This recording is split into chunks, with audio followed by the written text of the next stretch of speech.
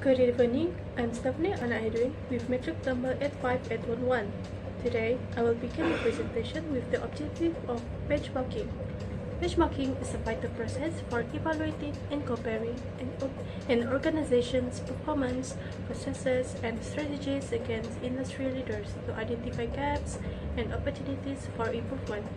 It focuses on assessing key metrics like operational efficiency and customer satisfaction, enabling companies to adopt best practices and innovative approaches.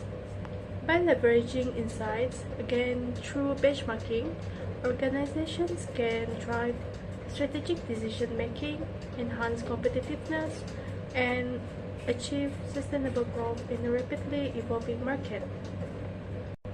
Moving on, let me introduce the companies that form the core of our analysis. There are three companies that are Celcom Digi Berhad, Mesis Berhad, and Axiata Group Berhad. These are the major players in Malaysia's telecommunication industry, each with unique strengths and contributions. So firstly, for Celcom Digi Berhad was established in 2022 through the merger of Celcom and Digi, making it the largest telco in Malaysia with 20 million customers. It also offers a diverse range of mobile, broadband, and digital services and focuses on innovation, digital transformation, and customer experience.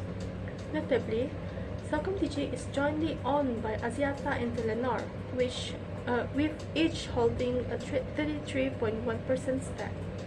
Next, for Mesis Berhad was established in 1995 that serves 12.9 million subscribers and is recognized for its leadership in 5G adoption.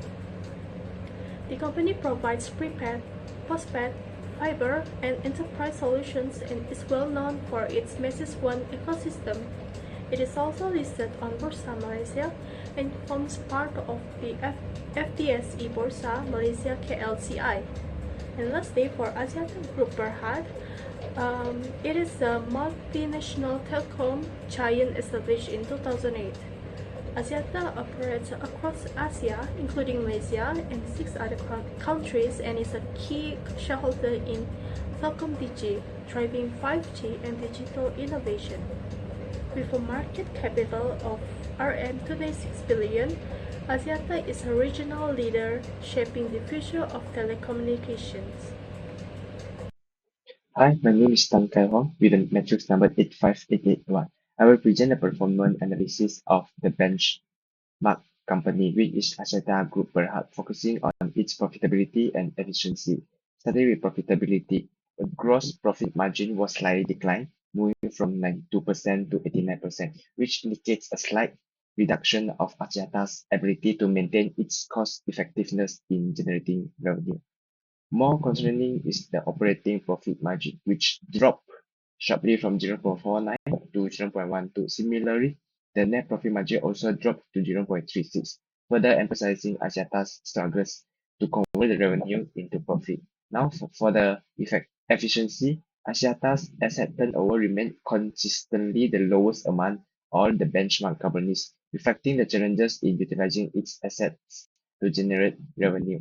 Its fixed asset turnover is not low, but also unstable. Lastly, its accounts receivable turnover fell from 5.50 to 3.75, showing delays in collecting payments, which will impact its cash flow. Let's now shift our focus to evaluating the potential partners, which is Celcom Digi Berhad and also Maxis Berhad based on their financial performance. Celcom Digi Berhad stands out with its superior performance. It consistently maintains the high profitability ratios, showcasing its ability to effectively convert the revenue into profit. Its operating efficiency is evident in how effectively it utilized its assets to generate revenue, demonstrating a strong management and resources optimization. On the other hand, for the Maxis Berhad demonstrates a steady and also a reliable performance. It consistently maintains a strong profitability ratio, reflecting a stable financial performance over the time. Maxis excelled in efficiency as well, with a stable asset turnover ratio and also fixed asset turnover ratio, showcasing its ability to generate consistent returns from its assets. Additionally, Maxis lead in accounts receivable turnover, achieving the best performance among the three companies, which underscores its efficiency in managing cash flow and collecting the receivable. My name is Nur Fadilawati with metric number 85245. So today I will be presenting the profitability ratios and also the efficiency ratios. For the profitability ratios, CelcomDigi was the best performer because it has a strong gross profit margin reaching 78% in 2020, which shows great cost control. Although the 2022's merger with Digi caused it to drop to 49%, but then it recovered to 67% in 2023. And therefore, their net profit margin, CelcomDigi started strong at 23% in 2019, meaning it kept 23 cents of every ringgit earned as profit. While this dropped to 12% by 2023, it still outperformed the other two companies. While the worst performer for the profitability ratio is Axiata Group Berhad. This is because Axiata had a high gross profit margin above 89%, but it failed to manage other costs effectively. Its operating profit margin dropped to just 0.12 in 2023, and its net profit margin fell to a shocking 0.006, meaning it barely met any. Next is the efficiency ratio. For the best performer once again is CelcomDigi Berhad. It is because CelcomDigi used its asset very well with an asset turnover ratio of 0.88 in 2019, meaning it made 88 cents in revenue for every ringgit of assets. Although this fell during the merger in 2022 again, it slightly improved in 2023. It was also the best at collecting customer payments with an accounts receivable turnover ratio of 48.81 times in 2019, showing it collected payments quickly. However, this slowed to 20.05 times by 2023. And once again, the worst performer of efficiency ratio is Axiata Group Berhad. Axiata struggled to use its asset effectively with the lowest asset turnover ratio of 0.28 in 2023.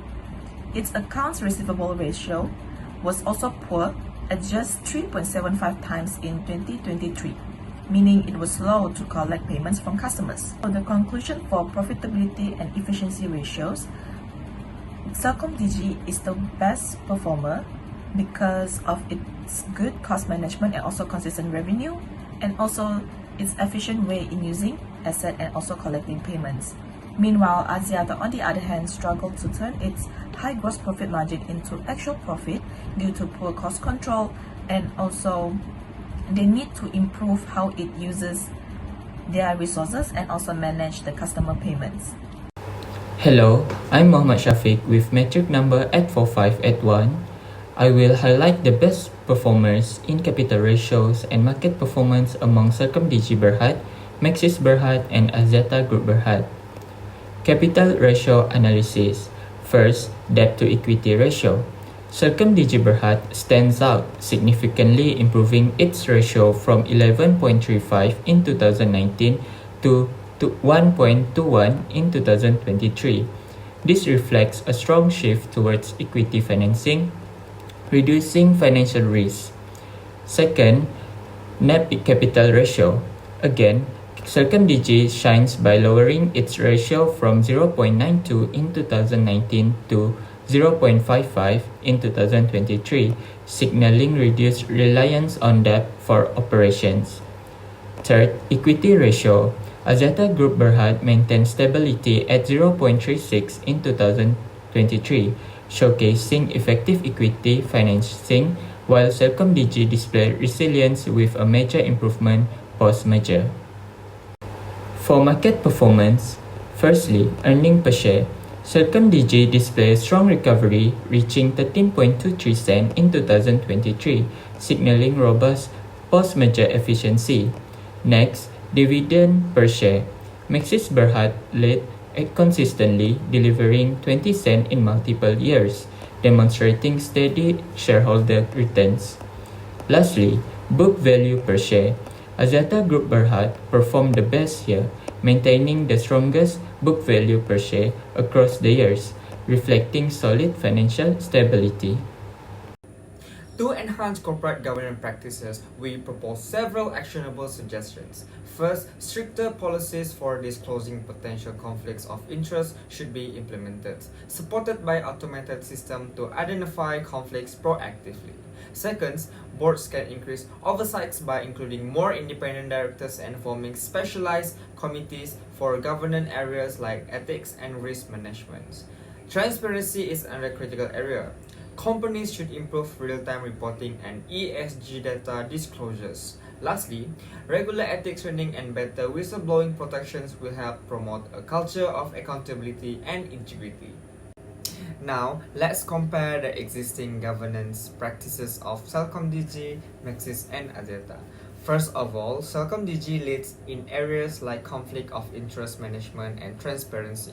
For example, CelcomDigi requires directors to disclose personal interest and mandates self-removal from decision-making processes such as stepping aside from board discussion involving vendors where they hold a financial stakes. Next, Maxis ensure effective oversight through the separation of the chairman and CEO roles, ensuring accountability. For examples, by dividing this role, Maxis prevent any single individual from having excessive control over decisions, improving governance and monitoring of the management teams. The last but not least, Axiata aligns its practices with international standards, particularly in ESG reporting. For instance, Axiata emphasizes environmental, social, and governance reporting across all its subsidiaries, meeting global disclosures standards and fostering consistency across regions. To wrap everything, all three companies have room for growth in strengthening ethical standards and enhance transparency further.